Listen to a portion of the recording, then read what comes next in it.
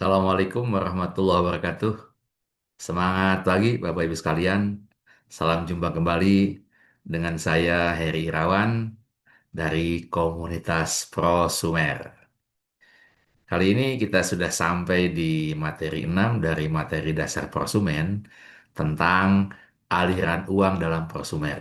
Di mana inti pesannya adalah bagaimana belanja bisa menjadi peluang untuk mendapatkan penghasilan tambahan Bapak Ibu.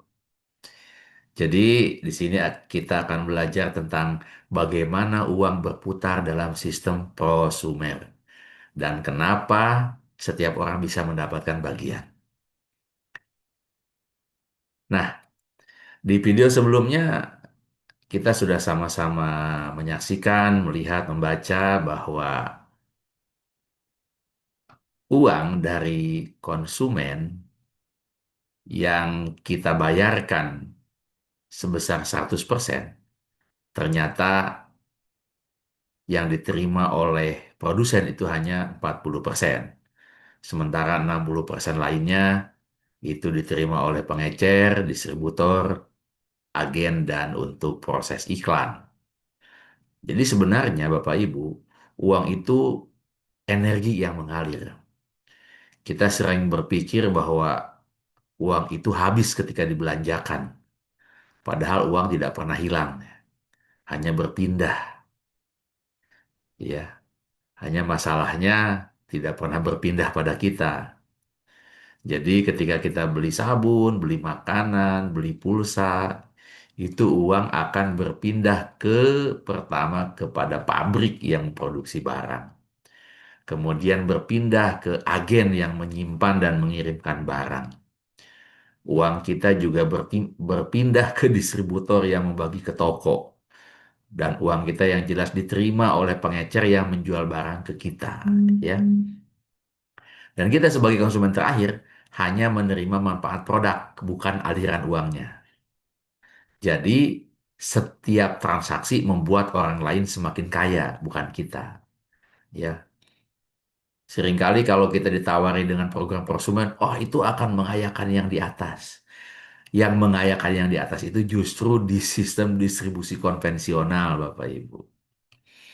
Ya, ini jelas ya, uang mengalir ke atas, bukan ke kita. Ya, nah, jadi untuk lebih mudahnya, kita bisa cermati tabel berikutnya, Bapak Ibu. Ketika kita berperan sebagai pabrik, apa yang dilakukan? Ya memproduksi barang. Dari mana pabrik itu memperoleh uang? Ya dari semua yang ada di bawahnya. Dari agen, dari distributor, dari konsumen. Kemudian yang kedua, ketika kita berperan sebagai agen, apa peran kita? Kita melakukan eh, s- apa namanya pembelian dalam jumlah besar, membeli stok, otomatis modal yang dikeluarkan juga harus banyak, ya. Dari mana agen dapat uang? Dari distributor dan pengecer. Kemudian distributor akan membeli barang dari agen dan dijual ke pengecer. Sehingga distributor akan menerima uang dari pengecer. Selanjutnya pengecer akan menjual ke konsumen dan menerima uang dari konsumen. Sementara kita pada umumnya sebagai konsumen, sebagai pengguna akhir, kita tidak menerima uang dari siapapun. Ya, jadi semakin ke bawah uang berhenti. Konsumen adalah titik akhir dari aliran uang. Nah, kita cermati penjelasan berikut, Bapak Ibu. Dalam sistem prosumer, uang berputar, bukan berhenti. Ya, jadi uang tidak berhenti di konsumen. Kita membeli produk dalam sistem prosumen. Jadi, ketika kita menjadi pengguna produk, mengeluarkan uang untuk membeli barang, kemudian kita merekomendasikan sistem ini kepada orang lain, itu artinya kita sudah berperan dalam distribusi. Dengan peran tersebut, ketika produsen mendapatkan keuntungan, maka dia akan berbagi keuntungan dengan kita sebagai prosumen. Sehingga aliran uang dari produsen kembali ke konsumen. Kenapa? Karena kita dalam sistem prosumen sekaligus bagian dari rantai distribusi, Bapak Ibu. Ya, setiap kali merekomendasikan produk kepada orang lain dan mereka ikut membeli dalam sistem yang sama, sebagian aliran uang kembali ke jaringan kita. Ya, di sini muncul istilah belanja yang menghasilkan. Ya. Bagaimana uang berputar di sistem prosumer, Bapak Ibu? Langkah sederhananya sebagai berikut nih. Pertama, kita membeli produk dari jaringan prosumer. Selanjutnya kita pakai, kita alami manfaatnya. Kemudian kita berbagi pengalaman kepada teman atau keluarga. Jika ada orang yang tertarik, kemudian mereka ikut membeli melalui jaringan kita, maka berdasarkan hasil penilaian, bonus dan poin ya dibagikan secara adil kepada setiap orang yang berkontribusi dalam aliran distribusi ini. Jadi, semakin luas jaringan pengguna yang kita bantu bangun, semakin besar arus uang yang kembali mengalir ke kita. Ya. Nah, jadi ini tabel-tabel ini memang kita buat untuk lebih mudah memahami bagaimana perbedaan antara sistem konvensional dan sistem prosumer. Kita lihat Bapak Ibu dari berbagai aspek ini. Yang pertama, arah aliran uang. Jelas ya, dari bawah ke atas. Jangan dibalik ya.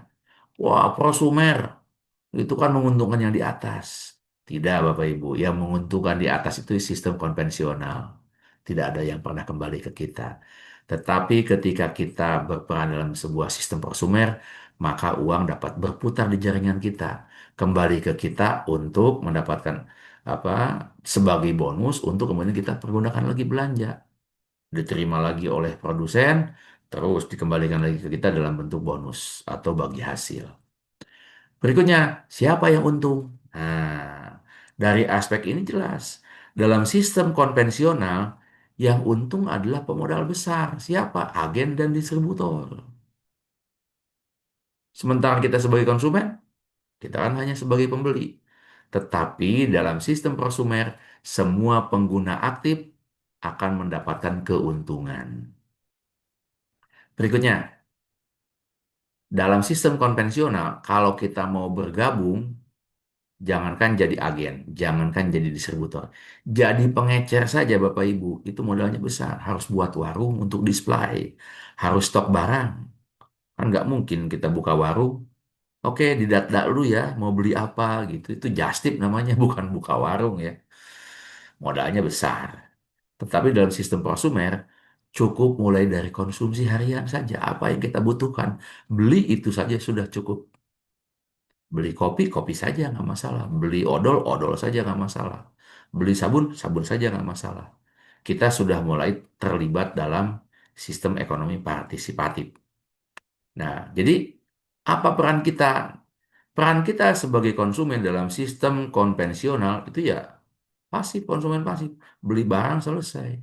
Tetapi ketika kita bergabung dalam sebuah sistem prosumer, maka sebagai konsumen kita juga sekaligus sebagai penggerak dengan merekomendasikan produk-produk yang disediakan, termasuk konsep prosumer yang kita jalankan. Ya, potensi hasilnya bagaimana? Ya tidak ada. Kita tidak mendapatkan apapun. Barangnya habis dikonsumsi, selesai.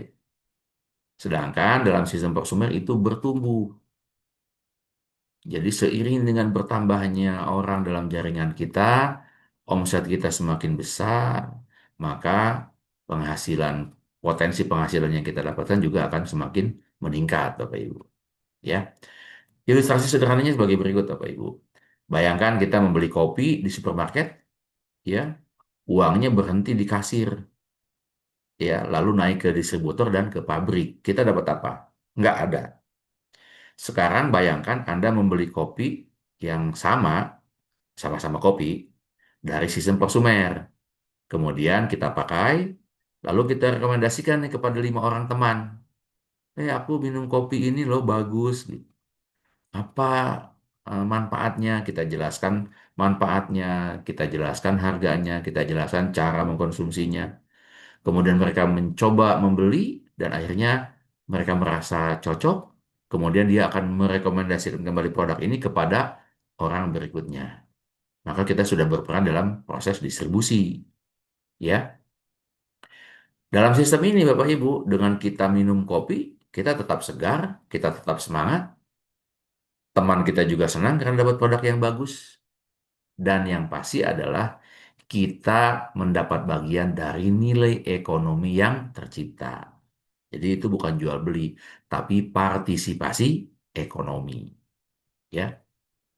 Mengapa dalam prosumer ini disebut dengan adil dan berkelanjutan? Karena setiap orang punya peran, Bapak Ibu. Tidak ada yang dirugikan, ya, tidak ada yang dirugikan. Karena apa? Semuanya mengkonsumsi produk yang benar-benar dipakai, memberikan manfaat yang nyata, bukan janji kosong, dan mendapatkan imbalan dari kontribusi yang nyata. Prinsipnya sederhana. Semua yang berkontribusi dalam distribusi nilai pantas mendapatkan bagian nilai. Jadi, Bapak Ibu sekalian, dalam sistem konvensional uang berhenti di tangan kita, ya. Tetapi dalam sistem prosumer uang berputar dan kembali ke kita, ya.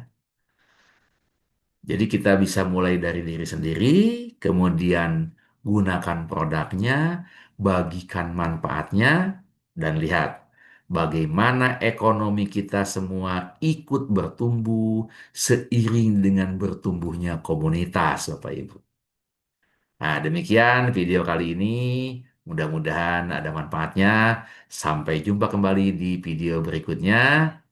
Semangat pagi. Assalamualaikum warahmatullahi wabarakatuh.